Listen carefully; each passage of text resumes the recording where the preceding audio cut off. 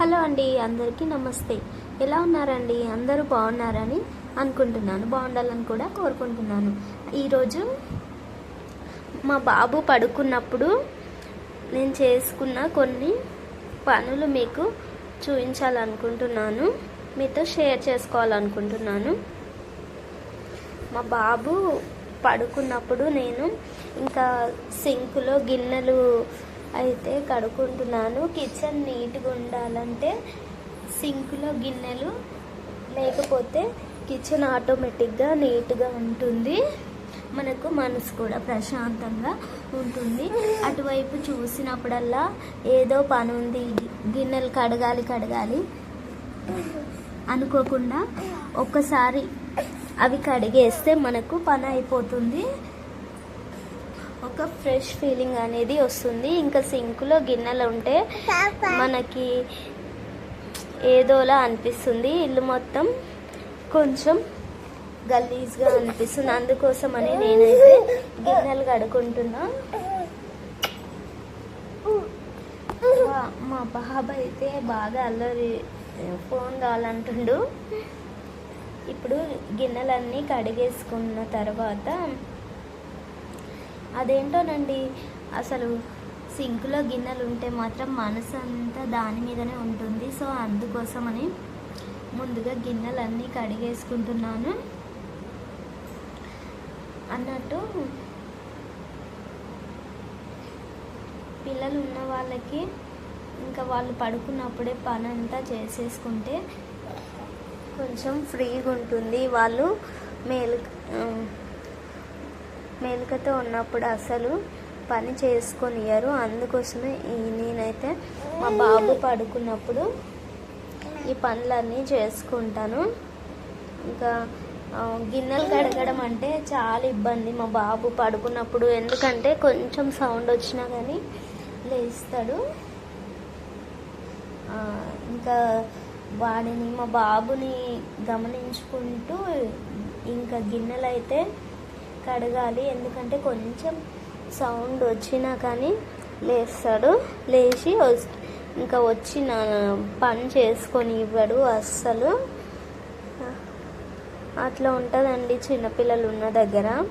So మా బాబు కూడా అంతే, పిల్లలు అన్నప్పుడు ఇంకా పని చేసుకొని ఇవ్వరు. సో అందుకోసమని ఇంకా ముందైతే ఈ గిన్నెలన్నీ కడిగి, గిన్నెలే పెద్ద పని అండి మనకి. ఇంకా గిన్నెలు కడిగేసుకుంటున్నాను.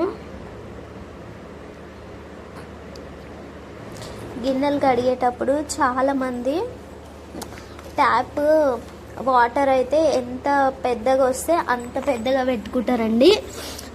అట్లా పెట్టుకోవడం వల్ల మనం నీళ్ళని వృధా చేసినట్టు అనిపిస్తుంది నాకైతే. అందుకని నేను మీడియం పెట్టుకుంటాను. వాటర్ అయితే నాకు వాటర్ ఎక్కువ వేస్ట్ చేయడం అంతగా ఇష్టం ఉండదు. మనం వాటర్ ఉంది కదా అని ఎక్కువ వేస్ట్ చేయకుండా మన అవసరాలకి వాడుకోవాలి. ఇప్పుడు నేనైతే గిన్నెలు కడుగుకున్న తర్వాత ఇంకా కోమ్స్, దువ్వెనలు కడగాలనేసి వాటిని కొంచెం సర్ఫ్ నీళ్ళు తీసుకొని అందులోనైతే ఈ దువ్వెనలన్నీ నానబెడుతున్నా. ఇవి నానేలోపు ఇంకా వేరే పని ఏమన్నా ఉంటే చేసేసుకుందామనేసి అనుకుంటున్నా. సో ఇంకా ఇప్పుడు దువ్వెనలు వాటర్లో నానబెట్టిన తర్వాత ఇక్కడ నేను నైట్ ఇంట్లో అయితే పుదీనా తీసుకొచ్చాము. ఈ పుదీనా అలాగే ఉంటే మొత్తం పాడైపోతుంది వాడకుండా. అందుకోసమని ఇంకా మనం తెచ్చిన ప్రతి వస్తువుని వినియోగించుకోవాలి, ఏది వృధా చేయకూడదు. అందుకోసం అనేసి నైట్కి టమాటో పుదీనా చట్నీ చేద్దామని ఇంకా పుదీనా అయితే గిల్లుతున్నాను. మార్కెట్లో అసలు చాలా 10 రూపాయలకి 2 పుదీనా కట్టలు ఇస్తున్నారండి. అసలు రేట్లు అయితే చాలా ఎక్కువ ఉన్నాయి. అందుకోసమని మనం తెచ్చిన ప్రతిదీ దాచుకోవాలి. ఇక్కడ నేను పుచ్చులున్న ఆకులు ఇంకా కొంచెం పండు నెరిసిన ఆకులు తీసి పక్కకు పెడుతున్నాను. 2 కట్టలు గిల్లితే పుదీనా అయితే చూస్తురు కదా కొంచెం వచ్చింది. ఇంకా దాన్ని ఫ్రిడ్జ్లో పెట్టేసుకుంటున్నా, చెత్తనే ఎక్కువ వచ్చింది. ఇప్పుడు పుదీనా గిల్లిన తర్వాత ఈలోపు దువ్వెనలు అయితే నానిపోయాయి. నానిన తర్వాత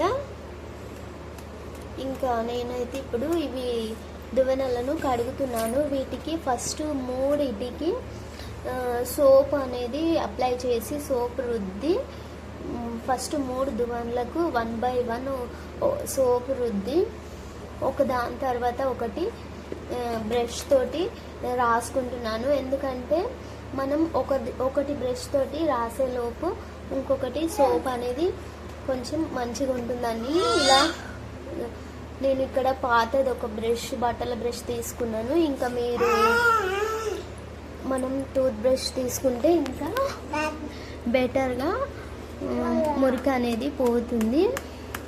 వారానికి ఒకసారైనా దువ్వెనలను క్లీన్ చేసుకుంటే బాగుంటుంది. ఎవరైనా వచ్చినప్పుడు కూడా చూడడానికి నీట్గా ఉంటుంది, గలీజ్ లేకుండా. ఎందుకంటే వాళ్ళు ఎవరైనా రిలేటివ్స్ వచ్చినప్పుడు కొంచెం గలీజ్గా ఉంటుంది. అందుకోసమని ఇంకా మనం వారానికి ఒకసారి ఇలా మధ్యాహ్నం ఖాళీ సమయంలో పడుకోకుండా ఇలాంటి పనులు చేసుకోవాలి. ఇంకా నేనైతే వీటిని రాసి కడిగేసి ఒకటి రుద్దుతున్నాను. ఇంకా ఇప్పుడైతే ఇది ఫినిష్ అయిపోయిందండి. దువ్వెనలు కడిగిన తర్వాత ఇంకా కాసేపు ఎండకి ఆరనివ్వాలి. చూసిరు కదా, ఇంకా మన దువ్వెనలు అయితే మంచిగా ఫ్రెష్గా చేసుకోవాలి.